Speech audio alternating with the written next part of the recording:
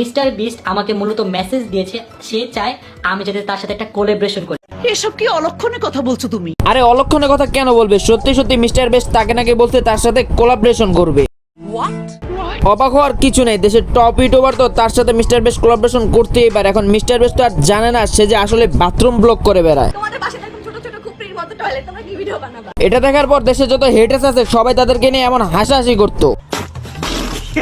যখন শুনছে mister best নাকি তাকে ইনস্টাতে ফলো দিছে এবং বলছে তার সাথে কোলাবোরেশন করবে, তখন হেটার্সদের অবস্থা কন্ট্রোল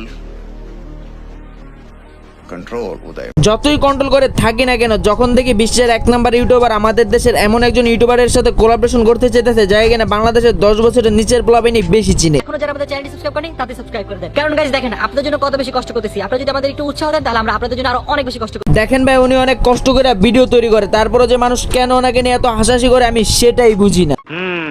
তো কাকে বেশি সুন্দর লাগছে অবশ্যই নিচে কমেন্ট করে আমাদেরকে সুন্দর জানাবেন। লাগছে। আমাদেরকে অবশ্যই না girls দেখে ইনশাআল্লাহ। ভালো লাগতেছে না, আমাদের শোনো girls গার্লসরা মেকআপ দিয়ে সুন্দর। কথাবার্তা দেখে মনে হইতাছে ম্যাচিং করে স্কুল ড্রেস পরে ভিডিওতে চলে আসছে। আর সেকেন্ড কথা হচ্ছে, দেখে মনে হইতাছে ক্লাস 2 এর বাচ্চাদের মতো ঝগড়া চলতেছে, গার্ল ভার্সেস বয়েজ। স্যার আরে বাদ দেন, সে পাগল। দেখেন ভাই, আমরা ওনাদেরকে পাগল বলতাছি কিন্তু মিস্টার বেস্ট আর জানে না, সে তো জানে বাংলার টপ ইউটিউবার উনি। কাম সেরে ফেলেছেন ভাই আপনি। সে চায় আমি যাতে তার সাথে একটা কোলাবোরেশন করি। ধরলাম আপনার সাথে মিস্টার বেস্ট কোলাবোরেশন করলো, এখন আপনি যদি আপনার টিম মেম্বারদের নিয়ে ওইখানে যান, অবস্থাটা কি হবে একবার চিন্তা করতেছি।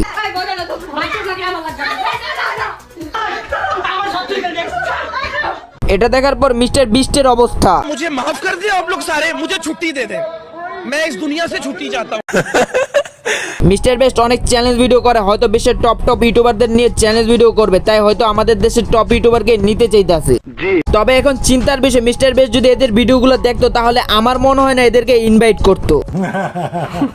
গাইস আমি 15 দিন ধরে গোসল করি না, ভাবতে পারতেছো আমি কি আজব দুনিয়ার মানুষ? লজ্জা করলো না বলতে? আরে বোন, এদের যদি লজ্জাই করতো তাহলে কি এই পর্যন্ত আসতে পারতো? এই পর্যন্ত আসতে পারার একমাত্র কারণই হলো তারা নির্লজ্জ। প্যারি সমাজ গই। গাইস আমি 15 দিন ধরে গোসল করি। এটা খুবই গর্বের বিষয়, যদি কোনোভাবে মিস্টার বেস্টের কাছে যাইতে পারেন তাহলে দয়া করে এই কথাটা উল্লেখ করবেন, তাহলে বিশ্ববাসী জানতে পারবে যে এমন খাইস্টে প্রকৃতির লোক বাংলার টপ ইউটিউবার। তবে যত কথাই বলি না কেন, এটা আমাদের দেশের জন্য অবশ্যই গর্বের বিষয়, যেটা একমাত্র রাকিব হোসেন করতে পারছে।